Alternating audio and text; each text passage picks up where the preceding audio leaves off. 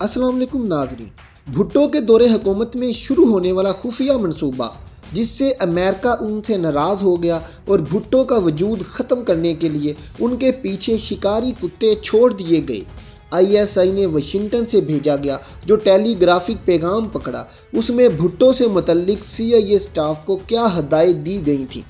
भुट्टो को ये क्यों कहना पड़ा कि हजरात अभी तो पार्टी शुरू हुई है। दोस्तों, आज की वीडियो में हम पाकिस्तान की तारीख के कुछ औराक को पलटेंगे और उन पे छाई गर्द झाड़ेंगे। पाकिस्तान एटॉमिक एनर्जी इंस्टीट्यूट का संग बुनियाद जनवरी 1955 में रखा गया, जिसे 1956 में एटॉमिक एनर्जी कमीशन में तब्दील कर दिया गया, मगर ये एक फरमाइशी और बड़ी हद तक नुमाइशी अदारा था। यहाँ तक कि जुल्फ़िकार अली भुट्टो ने अयूब खान की कबीना डाल दी। वज़ीर ईंधन कुदरती ज़राए की हैसियत से पाकिस्तान के एटमी प्रोग्राम की निगरानी की। बाद अज़ान जब वज़ीर ख़ारजा बन गए तो तब भी पाकिस्तान के एटमी प्रोग्राम में उनकी दिलचस्पी कम ना हुई।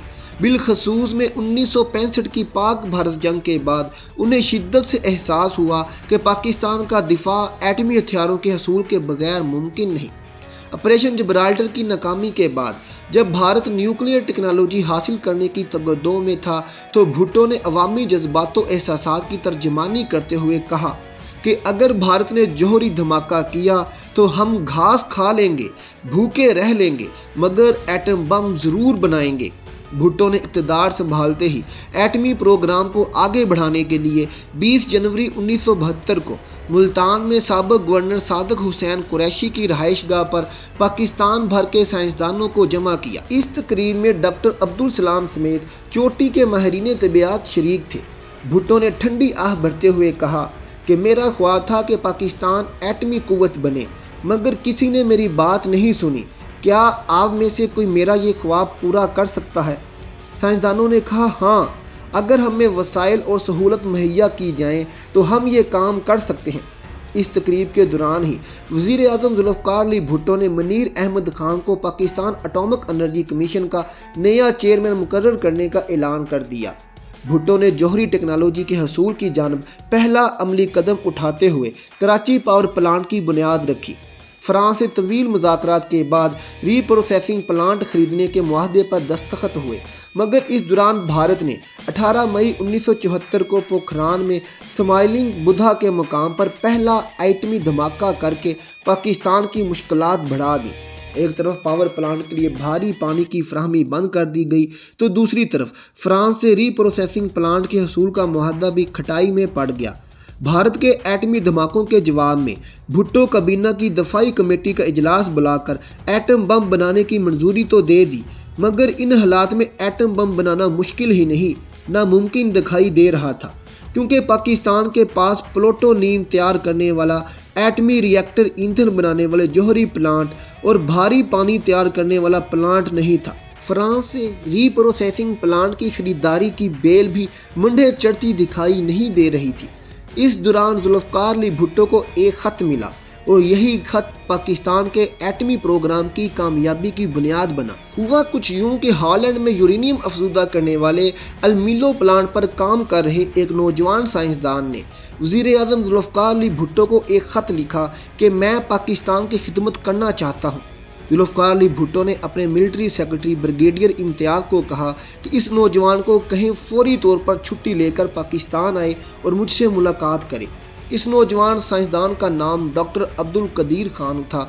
जब डॉक्टर अब्दुल कदीर खान की जुल्फ़िकार अली भुट्टो से मुलाकात हुई तो डॉक्टर अब्दुल कदीर खान ने भुट्टो को प्लैटिनियम के बजाय यूरेनियम के ज़रिए एटम बम बनाने की तजवीज़ दी, जो भुट्टो ने फ़ौरन कबूल कर ली। इब्तदाई तौर पर डॉक्टर अब्दुल कदीर खान को एटमी तवानाई कमीशन में काम करने को कहा गया, मगर जब ब्यूरोक्रेसी ने इनकी दाल ना गलने दी और रोड़े अटकाने शुरू किए तो भुट्टो ने एक खुफिया मंसूबे पर काम शुरू किया, जिसका कोड नीम प्रोजेक्ट 706 रखा गया।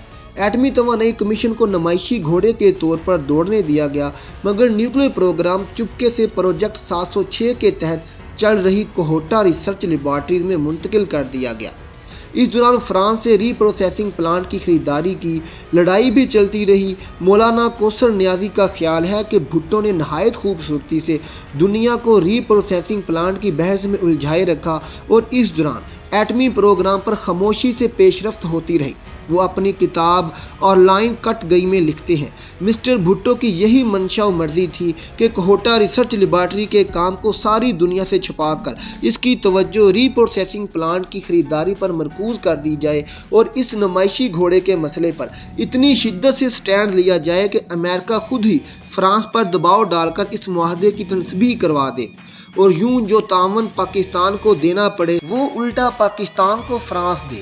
امریکی صدر کارٹر کو احمق بنانے کے چکر میں بھٹو ہر حد سے گزر گئے، اور دوسری طرف کارٹر نے بھی اپنے دہقانی مزاج کا مظاہرہ کرتے ہوئے ہر قیمت پر بھٹو حکومت کے خاتمے کا فیصلہ کر لیا۔ جب بھٹو عالمی محاذ پر لڑائی لڑ رہے تھے تو ان کے خلاف داخلی محاذ پر بھی تشدد تحریک کا آغاز ہو گیا۔ بھٹو کا خیال تھا کہ ان کے خلاف چل رہی یہ پاکستانی قومی اتحاد کی تحریک کے پیچھے امریکہ کا ہاتھ ہے، کیونکہ انہوں نے ایٹمی پروگرام سے متعلق امریکی ڈکٹیشن لینے سے انکار کر دیا تھا، جس پر امریکی وزیر خارجہ ہنری کسنجر نے انہیں نشان عبرت بنانے کی دھمکی دی تھی۔ بھٹو نے 28 اپریل 1970 کی شام کو پارلیمنٹ کے مشترکہ اجلاس میں کی گئی تقریر کے دوران امریکہ کو ہاتھی قرار دیتے ہوئے کہا، ہاتھی مجھ سے ناراض ہے کیونکہ ہم نے اربوں کو ہتھیار سپلائی کیے، ہم نے ویتنام کے معاملے پر ان کا ساتھ نہیں دیا، ہم نے ایٹمی پلانٹ پر قومی مفاد کے مطابق موقف اختیار کیا۔ بھٹو نے جذبات سے رندی ہوئی آواز میں کہا، ہاتھی کا حافظہ بہت تیز ہوتا ہے، میرا یہ جرم معاف نہیں کیا گیا، وہ میرا خون مانگتے ہیں کیونکہ میں ہی پاکستان میں استحکام اور یکجہتی کی علامت ہوں۔ ہم نے غیر ملکی مشن کے 2 اہلکاروں کو ٹیلی فون پر گفتگو کرتے ہوئے سنا ہے، وہ خوشی کے مارے اچھلتے ہوئے کہہ رہے تھے کہ پارٹی ختم ہو گئی ہے، اور وہ بھی ختم ہو گیا ہے، لیکن حضرات پارٹی تو ابھی ختم نہیں ہوئی، پارٹی تو ابھی شروع ہوئی ہے، اور وہ اس وقت تک ختم نہیں ہوگی جب تک اس عظیم قوم کے لیے میرا مشن پایا تکمیل کو نہیں پہنچ جاتا۔ بریگیڈیئر سید ارشاد ترمذی جو ان دنوں ISI میں تعینات تھے، اس صورتحال کا نہایت باریک بینی سے مشاہدہ کر رہے تھے۔ ان کا خیال ہے کہ امریکہ نے بھٹو کا وجود ختم کرنے کے لیے شکاری کتے چھوڑ دیے تھے۔ ان کی کتاب پروفائلز آف انٹیلیجنس، جس کا اردو ترجمہ حساس ادارے کے نام سے شائع ہوا ہے، اس میں دعویٰ کیا گیا ہے کہ جن دنوں PNA کی تحریک عروج پر تھی، غیر ملکیوں کا ایک بڑا ریلا جس میں زیادہ تعداد یہود و نصار کی تھی، صحافیوں، فوٹوگرافروں، رپورٹروں اور سیاسی مبصرین کے روپ میں پاکستان آن پہنچا۔ بظاہر یہ لوگ کیمروں اور ٹیپ ریکارڈر سے مسلح تھے، مگر در پردہ ان کے مقاصد کچھ اور ہی تھے۔ ان کے پاس ڈالروں کی کوئی کمی نہ تھی، مارکیٹ میں امریکی ڈالروں کا سیلاب آ چکا تھا اور لوگ دھڑا دھڑ امریکن ڈالر کے عوض پاکستانی روپیہ خرید رہے تھے۔ اس حقیقت کو جاننا اب قطعی مشکل نہیں کہ یہ سیلاب بھلا کیوں آیا تھا اور اس کے پیچھے کیا خفیہ مضمرات تھے۔ اس دوران 30 لاکھ روپے کا ایک چیک جو ایک بیرونی حکومت کی طرف سے جماعت اسلامی کے ایک سربراہ کے نام آیا تھا، حکومتی کارندوں کے ہاتھ لگا۔ ذوالفقار علی بھٹو کے ہاں بھی آستین کے سانپ بہت تھے، اور PNA کے کئی رہنما بھی عالمی سازش کا حصہ تھے، اس لیے وہ ہر قیمت پر مارشل لا لگوانا چاہتے تھے۔ پروفیسر غفور احمد نے اپنی کتاب مارشل لا آ گیا میں لکھا ہے، مفتی صاحب یعنی مولانا مفتی محمود صاحب ان دنوں راولپنڈی میں مقیم تھے۔ ایک دن رات گئے سردار شیر خان مزاری صاحب ان کے پاس آئے اور کہا کہ انہیں کچھ ضروری باتیں کرنی ہیں۔ مفتی صاحب نے کہا کہ فرمائیں۔ سردار صاحب نے جواب دیا کہ یہاں کمرے میں تو ایسے آلات لگے ہو سکتے ہیں جن کے ذریعے حکومت ہماری باتیں سن لے، اس لیے مناسب یہ ہوگا کہ آپ نیچے تشریف لیں، ہم موٹر کار میں بیٹھ کر سفر کرتے ہوئے یہ باتیں کر لیں گے۔ مفتی صاحب سردار صاحب کے ہمراہ نیچے اترے اور کار تک جا پہنچے۔ مفتی صاحب نے دیکھا کہ کار میں بیگم نسیم ولی بھی بیٹھی ہوئی ہیں۔ بیگم صاحبہ نے مفتی صاحب سے کہا کہ آپ بھٹو صاحب سے معاہدہ نہ کریں اور ماشاء اللہ لگنے دیں۔ مفتی صاحب نے بیگم صاحبہ سے دریافت کیا کہ آیا وہ اس بارے میں خان ولی خان صاحب کی رائے معلوم کر چکی ہیں۔ بیگم صاحبہ نے جواب دیا کہ ہاں ان کی بھی رائے یہی ہے۔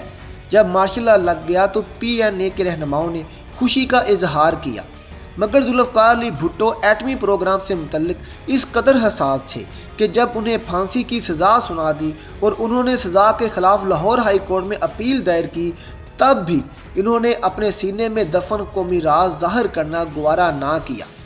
انہوں نے ری پروسیسنگ پلانٹ کے تناظر میں امریکہ سے محاسمت کا ذکر تو کیا مگر کوہوٹا ریسرچ لیبارٹریز اور ڈاکٹر عبدالقدیر خان کا نام لینے سے گریز کیا، اور یوں پروجیکٹ 706 شروع کرنے والا ذوالفقار علی بھٹو اپنے رازوں سمیت منو مٹی تلے دفن ہو گیا۔ محترم ناظرین، یہ تھی ہماری آج کی ویڈیو۔ آپ کو کیسی لگی؟ آپ اس ویڈیو کے متعلق کیا جانتے ہیں؟ ہمیں کمنٹ باکس میں ضرور بتائیے گا۔ اللہ حافظ۔